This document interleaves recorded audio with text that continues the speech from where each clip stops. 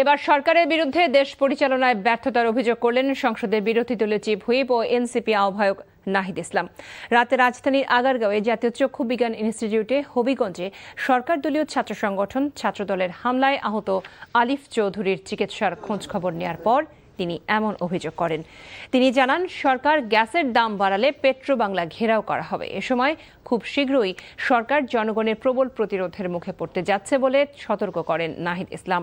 আলিফের উপর হামলায় সরকার ও বিএনপির নীরবতার নিন্দা জানানোর পাশাপাশি জনগণকে আন্দোলনের জন্য প্রস্তুত হওয়ার আহ্বান জানান তিনি। সরকারের পক্ষ থেকে কোনো যোগাযোগ করা হয় নাই। সরকারি বাহিনীর দ্বারা আক্রমণের শিকার হয়েছে।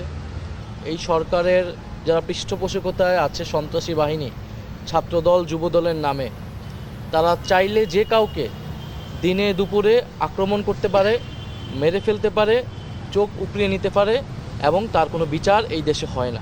এই সরকার যদি মনে করে এইভাবে তারা 5 বছর অতিক্রম করবে, এই সুযোগে সরকারকে এটা দেওয়া হবে না। আমরা অবশ্যই পেট্রোবাংলা ঘেরাও করব যদি এই ধরনের গ্যাসের দাম বৃদ্ধি করা হয়।